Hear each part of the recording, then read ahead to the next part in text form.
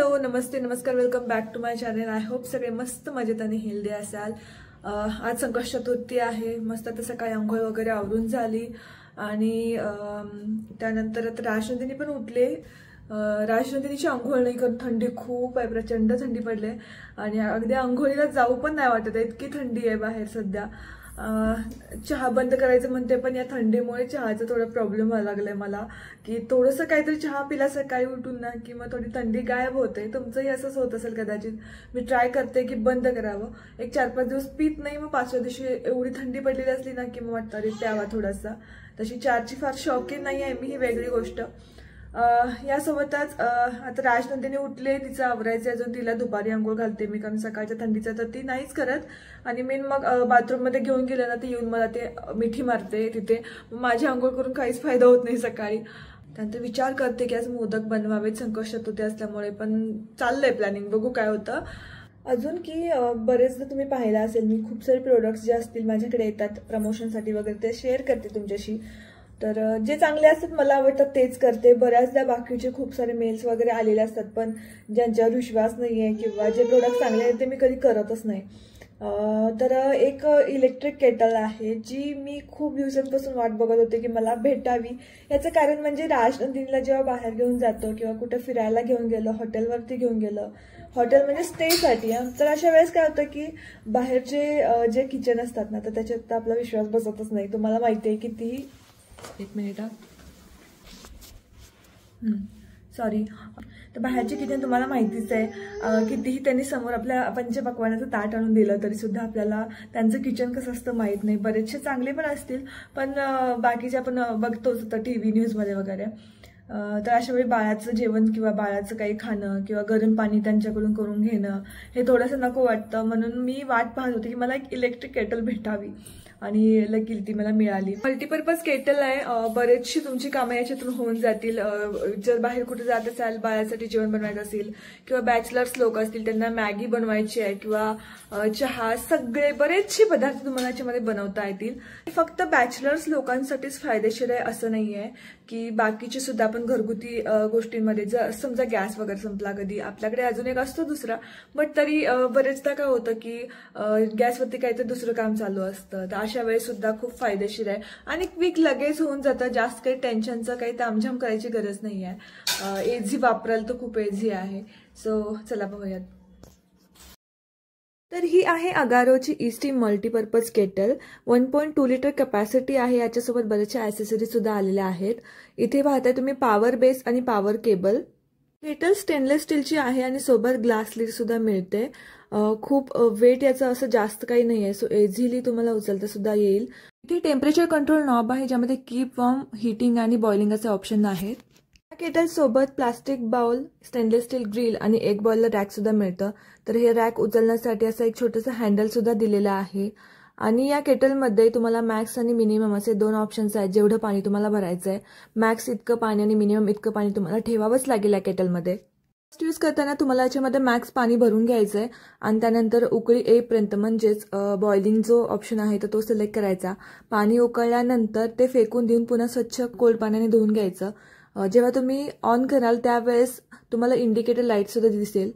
आता यामध्ये वेगवेगळे पदार्थ आपण बनवून पाहूया. ज्यावेळेस टेम्परेचर नॉब हा कीप वॉर्म पोझिशनला असतो त्यावेळेस 70 डिग्री सेल्सिअस आणि ज्यावेळेस हीटिंग पोझिशनला असेल त्यावेळेस 90 डिग्री सेल्सिअसला हे अप्लायन्स हीट होतं आणि त्यानंतर ऑटोमॅटिकली कट ऑफ होतं. टेम्परेचर कमी आल्यानंतर पुन्हा ते वाढतं आणि 70 डिग्री सेल्सिअस आणि 90 डिग्री सेल्सिअसला पोहोचल्यानंतर पुन्हा मग ते कट ऑफ होतं. असंही कंटिन्युअसली चालू राहतं. बॉइलिंग पोझिशनला जेव्हा टेम्परेचर नॉब असतं तेव्हा टेम्परेचर या अप्लायन्सचं 100 डिग्री सेल्सिअसपर्यंत जातं आणि जोपर्यंत त्यामध्ये पाणी आहे ते कम्प्लीट ड्राय होईपर्यंत स्टेडी राहतं.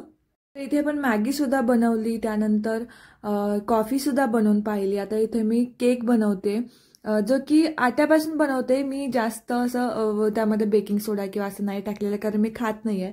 सो मला जसं हवा तसं मी ते केक सुद्धा बनवू शकली आहे.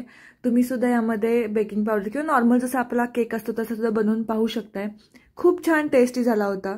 तर वॉश करताना नॉर्मल वॉटर किंवा माइल्ड डिटर्जंटने तुम्ही क्लीन करू शकताय. फक्त कम्प्लीट जे अप्लायन्स आहे तर ते पाण्याखाली नाही धरायचं आहे. किंवा सॉफ्ट ओल्या कापडाने सुद्धा पुसून घेऊ शकताय. फक्त याचे जे कनेक्टर, सॉकेट्स किंवा स्विचेस जे आहेत ते ड्राय ठेवण्याचा प्रयत्न करायचा. प्रोडक्टचा आतील पार्ट सोडून बाहेरील कोणताही पार्ट आपण पाण्याखाली धरणार नाही याची नक्की काळजी घ्यावी. मला ही मल्टीपर्पज केटल हवी असेल तर याची लिंक मी डिस्क्रिप्शन बॉक्समध्ये दिलेली आहे, नक्की चेक करा. तर दुपारच्या जेवणाच्या तयारीला लागले होते मी, पण त्याआधी म्हटलं रात्रीच्या जेवणाची तयारी करावी म्हणून इथे राजमा भिजत घालत होते. स्पेशली नरेंद्रने सांगितलं होतं की राजमा बनव आणि मी खूप दिवस बनवलेला सुद्धा नव्हता, तर इथे भिजत घालत होते. त्याचसोबत मटकीसुद्धा मोड आणायची होती तर ती सुद्धा भिजत घालायला घेतली. राजमा ना तसा तो छोटा साईजचा असतो तर तोच टेस्टी लागतो असं मला वाटतं, कारण मी आता लेटनं रेकॉर्ड करते याचं जे व्हॉइस ओव्हर आहे ते, बट आता ते बनवल्यानंतर मला असं वाटतं की तो राजमा ना मला इतका खास नाही वाटला. जो मोठा साईजचा असतो ना, किडनी बीन्स त्याला म्हणतात, तर ते. मटकीची भाजी सुद्धा बरेच दिवस खाल्ली गेली नव्हती. सध्या जास्त जोर हा पालेभाज्यांवरतीच होता, पालेभाज्या फळभाज्या वगैरे. तर आता म्हणलं आपण जरा याकडे पण लक्ष द्यावं, म्हणून मग मटकी सुद्धा भिजत घातली मोड आणण्यासाठी. मटकीची भाजी ना खूप आवडते मला. मोडाची जी असते ना तर ती चपाती भाकरीसोबत खूप टेस्टी, सोबत भातासोबत सुद्धा खूप छान लागते ती. त्यानंतर मला आणि राजनंदिनीसाठी जेवण बनवायचं होतं दुपारचं. इथे बटाटे लावले कुकरला, कारण इमर्जन्सीमध्ये आता काय बनवावं, तर पराठे बनवूया म्हटलं पण आलू पराठे, आणि तिच्यासाठी मी कटलेट्स बनवत होते. गाजरसुद्धा होते घरात, सो गाजर किसून घेतले. त्यानंतर बटाटा उकडून घेतलेला होता, त्यातला अर्धा बटाटा जो होता तो तिच्यासाठी मी घेतला तर, आणि बारीक मॅश करून घेतला. कटलेट्स मी आधीच बनवून ठेवत होते, बिकॉज काय होतं आता मी जेवायला बसले ना घेऊन पराठे वगैरे की राजनंदिनी येते खायला, मग तिला खायला दिलं की एक थोडा वेळ पुन्हा खेळते, आणि पोटभर खाईल की नाही खाईल हे माहीत नसतं ना. सो जेवढं तिला जाईल तेवढं खायला देते, आणि थोडा वेळ ती खेळली एक अर्धा तास वगैरे इकडे तिकडे की मग पुन्हा मला ते खायला द्यायला बरं पडतं. नाहीतर मग ती मग माझ्याकडे दूध मागायला येते. सो तिला थोडंसं मी आता कमी करते फिडिंग करणं, म्हणून मग मी आधीच असं काहीतरी असेल ना तर बनवून ठेवते, म्हणजे तिला भूक लागली की तेच खायला द्यायचं, म्हणजे मग आपण थोडंसं दुधाचं इकडचं प्रमाण कमी करून ह्या खाण्यावरती भर देऊ शकतो. तर याच्यात मी आता पोहे सुद्धा घालणार आहे. पोहे वॉश करून घेणार आणि थोडा वेळ भिजत ठेवणार आहे पोहे. तर इथे मी एक बघितला होता व्हिडिओ की ज्यामध्ये ब्रेड वापरलेला त्यांनी, पण मला काय वाटते की ब्रेड वापरण्यापेक्षा पोहे वगैरे वापरलेलं जास्त उत्तम. मुलांना ते खायला बरं, म्हणजे ते हेल्दी जास्त पोहे वापरलेले. त्यानंतर इथे माझ्यासाठी मला पराठे बनवायचे होते, म्हणून मी इथे मिश्रण ते बनवत होते पराठ्याचं. मी तुम्ही म्हणजे आधी पाहिलं असेलच, मी मिरची घालूनच करते. यावेळेस लाल तिखट घालून मी करते, बिकॉज राजनंदिनी झोपली होती, सो पटापट करून घ्यावं म्हणलं. इथे मी तूप लावून चपाती एक वेगळी बनवते जी राजनंदिनीसाठी आहे. दूध चपाती पण देते मी तिला काही वेळाने, सो ती सुद्धा मी बनवून ठेवत होते ऑलरेडी. आतल्या साईडला तूप लावते मी, आणि म्हणजे आमच्या ज्या असतात तर त्याला तेलच लावते, पण तिच्यासाठी मी तूप लावते. तूप मी आधीपासूनच तिला देते, त्यामुळे तिला काही त्रास होत नाही तुपाचा वगैरे. सो चमचाभर तूप रोज तरी मी द्यायचा प्रयत्न करते तिला. आणि दूध चपाती वगैरे जेव्हा देतो ना तर वरून त्यात तूप घातलं तर ते आवडीने खाते ती. सो तूप आतल्या साईडला लावते, बिकॉज मग ते वरून ऑइली होणार नाही. वरून जर आपण घातलं तूप तर थोडंसं ऑइली आपल्या हाताला चिकटतं ना, मग ते खाताना ती कंटाळा करेल, म्हणून आतल्या साईडला लावते मी. तर इथे तिची चपाती बनवून झाली, देन माझे पराठे बनवायला घेतले मी. झोपलं की कधी कधी वाटतं झोप आपण पण घ्यावी, मस्त झोप होईल एक, पण दुसऱ्या क्षणी असंही वाटतं की आपली कामं जी आहेत ती पण आवरून घेता येतील. सो मी तर मोस्टली ती झोपली ना की आधी माझी जी कामं आहेत ना तीच आवरून घेते. तर इथे कॅरट, पोहे आणि त्यानंतर बटाटा असं सगळं मिक्स करून घेतलं, आणि आपले नॉर्मल जे मसाले म्हणजे हळद, तिखट, जिरा आणि धना पावडर आणि मीठ थोडंसं असं मिक्स करून घेतलं. त्याचे असे आकार केले. तुम्ही कोणत्याही प्रकारचे आकार करू शकता, म्हणजे चपटे वगैरे सुद्धा करू शकता. हे तिला खायला बरं पडतं ना म्हणून, आणि हातात धरायला बरं पडतं म्हणून अशा प्रकारे मी बनवलेले आहेत. छान तुपामध्ये भाजून सुद्धा घेतले. आता मी नेक्स्ट डेला शूट करते ऍक्च्युली. काल मग मी कंटिन्यू जो ह्याचा व्हिडिओ बनवला होता शॉर्ट्स राजनंदिनीचं रुटीन, तर तेच कंटिन्यू केलं. पुन्हा दिवसभर काही ना काही करण्यात गेलं, आणि तर तिच्यासोबत म्हणजे माझा सगळं एक्झॉस्ट होते एनर्जी. तर नेक्स्ट डे शूट करते, जो आता हा पुढचा पार्ट आहे तो. राजनंदिनीला आत्ता आंघोळ घातले, दुपारची वेळ आहे कारण खूप थंडी, आणि त्यात ती आंघोळ घालून मी घेऊन आले तिला. आल्यावरती ती रडायला सुरू केली, तिला थंडी वाजत होती आय थिंक. जेव्हा मी पूर्ण तिला पुन्हा गरम तिच्या जे तिचं कुठे तिचं जे ब्लँकेट आहे ना गरम त्याच्यात गुंडाळलं तिला मी, तेव्हा ती शांत कुठेतरी झाली. आणि आता थोडंसं गरम वातावरण आहे, तर इथे इथे दिसत असेल खेळते ती पिलो. तर छान खेळायला लागले. तिचं जे ती छान खेळायला लागले. इथे तिचं जे उशी आहे त्या उशीवरती ना तिचे फोटोज आहेत. त्या फोटोजला तेल लावते आणि ती तिला किस करते त्या उशीला. पिलो कोण आहे ते बाळा? कोण आहे? कोण आहे ते? कोण आहे? कोण आहे? बॉटल नाही घ्यायची, बॉटल नाही घ्यायची, बॉटल. तर 2-4 दिवस माझं प्लॅन चाललंय की जरा स्किन केअर काहीतरी करूयात. आणि माझे जे फेसवरचे हेअर आहेत जे मी रिमूव्ह करते नेहमी, ते बरेच दिवस मी केलेले नाही, त्यामुळे आता वाढले ते करायचे, ते हे पण मी रिमूव्ह करते. तर तेच करायचंय मला आता. राशनंदिनी खेळते. दिसेल ते तोंडात घालायचं सगळं. मार देऊ काय तुला? इकडे या. आणि बस झोप आली आता, पण म्हटलं करून घ्यावं. ते खूप दिवस असंच पेंडिंग पडले, करूयात करूयात म्हणून ते राहून गेले. 1-2 पिंपल्स पण आले चेहऱ्यावरती माझ्या, कारण मी खूप जास्त गोड खाल्लेला आहे. सो त्याचा परिणाम दिसणार.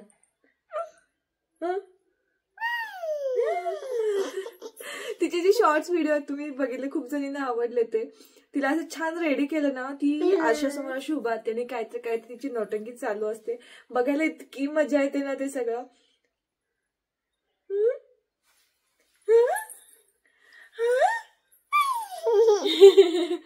मी विचार करते की थोडंसं रूमचं मेकओव्हर ह्या पण करून घेऊयात, बाहेरचं पण करायचंय. इथले मी पडदे चेंज करते, कारण झाले 3-4 वर्ष बघून बघून तेच ठिकाण, म्हणजे तेच सारखं पाहून पाहून ना असं खूप कंटाळा येतो. थोडासा फ्रेश वाटलं पाहिजे घरामध्ये, म्हणून मी विचार करते की हे थोडंसं काढून आता क्लीन करून ठेवते आणि दुसरे कोणते तरी घ्यायचे असं विचार केलाय. यावेळेस मी कॉस्टली अजिबात घेणार नाहीये. हे खूप कॉस्टली पडले होते मला तेव्हा, म्हणून मी यावेळेस ठरवलंय की थोडेसे कमी बजेटमध्ये बघायचं, कारण आपल्याला पुन्हा चेंज करायचं असेल तर करू शकतो आपण. तुम्हाला जर आयडिया असेल कोणता कलर वगैरे, ब्ल्यू, पर्पल हे सोडून थोडंसं सांगा मला. ऍक्च्युली व्हाईटमध्ये थोडेसे ते अर्बन स्पेसचे जे आहेत ना, तर त्याचा मी विचार करत आहे अजून, पण ते लगेच खराब होऊ शकतील मला वाटतं. तर राशनदिनी कसं खाताना वगैरे कुठे हात लावला, काय चाललं, तर असं वाटतंय मला. सो बाहेर आणि इथे दोन्ही पण कर्टेन चेंज करायचे. तुम्हाला जर आयडिया असेल तर मला कलर सजेस्ट करा. कोल्हापूरचे कोण लोक असतील तर मला कोल्हापूरमध्ये शॉप सुद्धा सजेस्ट करा. बरेचदा मी डीमार्टमध्ये पण पाहिले, तिथे पण चांगली क्वालिटी असते, पण हवं तसं भेटत नाही. पण सांगा कुणाला माहित असेल तर मला. काय झालं तुला? का? चला भात खाऊया आपण. चला आता हिला भात भरवते आधी. भात आमटी खाऊया का दूध खाणं तू? नोज कुठे आहे? नोज नोज नोज दाखव. नोज माझं नोज कुठे आहे? माझं नोज दाखव. माझं नोज दाखव. लय भाव खाते. ये. चला आम्ही जेवून घेतो राशनदिनीने मी, आणि मग आपण पुन्हा भेटूया थोडं स्किन केअर करायला. तर तुम्हाला एक मजेची गोष्ट सांगू का? राजनंदिनीचे काल आजी आजोबा म्हणजेच नरेंद्रचे काका आले होते. त्यांनी काल हे पैसे दिले. त्यांना काहीतरी खायला घेऊन येतात ते नेहमी. मग यावेळेस आता अलीकडे तुम्हाला माहिती आहे ना की कसं लहान आत्ताच्या अलीकडच्या मॉडर्न आया ज्या सगळ्या आहेत, तर त्या त्यांच्या मुलांना चॉकलेट्स वगैरे असं काही बाहेरचं खायला देत नाहीत. तर तसंच त्यांनी तो विचार केला. म्हणजे त्यांचे विचार बघा तुम्ही किती. आता काही काही लोक असतील ते हा राहू देत घेऊन जाऊया म्हणून काही आणायचं असं असतं, पण त्यांनी हे पैसे दिले मला. म्हणले की आजकालच्या आया देत नाहीत मुलांना बाहेरचं काय खायला, उगाच आम्ही आणणार तुम्ही देणार नाही, त्यापेक्षा हे पैसे घ्या, तुम्हाला जे काही खायला आणायचं ते तिला आणून द्या. सो ते पैसे देऊन गेले. मला इतकं भारी वाटलं ना ते. म्हणजे त्यांचं वय जास्त आहे, 60+ आहेत, पण त्यांचे विचार ना खूप छान आहेत. म्हणजे प्रत्येक गोष्टीत असं जुळून घेतात ते या गोष्टींना सगळ्या. सो खरंच खूप भारी आहे त्यांच्या बाबतीत जे आहे ते. मला पण खूप हसायला आलं. म्हणलं की यार किती माणसं असं विचार करतात. तर काही लोक डिरेक्टली हा असू दे काहीतरी घ्यायचं जाऊयाला सहज नाही, पण त्यांनी छान विचार करून ते पैसे देऊन गेले. म्हणजे तुम्ही जे खायचं ते तिला आणून द्या. तर ते आता जेवण बनवते. आणि मग अशी मी ठरवलं होतं की मी थोडंसं फेसवरचे हेअर रिमूव्ह करेन रेझरने, बट ते काही जमलं नाही. राशनदिनीसोबत वेळ घालत बसले, त्यानंतर बरीचशी बाकीची कामं आली, त्यात राहून गेलं. मग आता जेवणाची तयारी करते. मी आज नाही सॉरी काल मटकी भिजत घातली होती आणि नंतर ती कापडात बांधून पहिल्यांदा मोड काढले. म्हणजे आपली नेहमीची पद्धतच, पण मी पहिल्यांदा केले आणि छान मोड पण चांगले आले. आणि जी आपण भांड्यामध्ये जेव्हा मोड आणतो ना तेव्हा ती इतके व्यवस्थित नाही आहेत, म्हणजे थोडीशी ओलसर राहिल्यासारखे असतात. पण हे एकदम मस्त आले, तर मला आवडले. आता इथून पुढे मी कापडातच मोड आणेन. आणि आता मी इथे ना मी काय केलं माहितीये का, तर राजनंदिनीला इथे खाली ती तिकडे बसली होती राजनंदिनी आणि मी इथे खाली बसले होते नरेंद्रला भीती घालण्यासाठी. आणि ते तिकडून येत होते, तेवढ्यात हिने मला बघितलं आणि ही माझ्याकडे आली हसत हसत. माझा पचकाच झाला.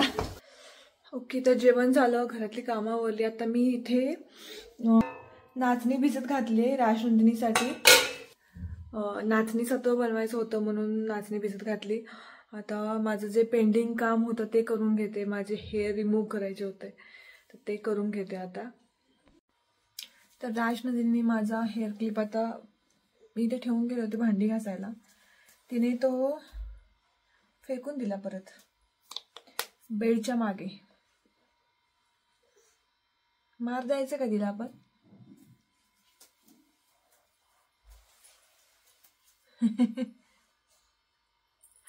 माझे इथले जे हेअर आहेत ना, मागे एक जण कमेंट केलेली की तू विग लावतेस का.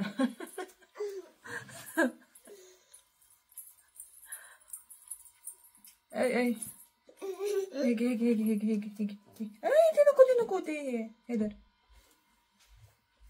तर हे हेअर आहेत ना, हे माझे हेअर एकतर वाढतही नाही जास्त, ते एवढेच राहतात जन्मल्यापासून. मला ते चांगले नाही दिसत आणि जेव्हा मी सगळे केस मागे टाकते त्यावेळेस ते एवढेच दिसतात समोर असे आणि खूप खराब दिसतं. एखादा फोटो असला तर मी दाखवते तुम्हाला, ते इतकं खराब दिसतं ना. हे 2 पिंपल्स गोड खाल्ल्यामुळे आलेले आहेत.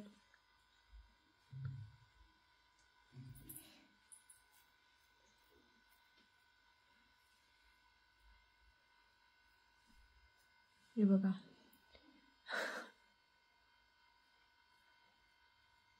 बरेच जण म्हणतात की हेअर म्हणजे रेझर यूज केलं की दाट केस येतात वगैरे. मला तर अजूनपर्यंत कधी तुम्हाला दिसते माझ्या चेहऱ्यावर कुठे दाट केस आलेत? छोटे छोटेच केस आहेत तेवढेच येतात ते मला नेहमी, कधीच अजूनपर्यंत नाही आले.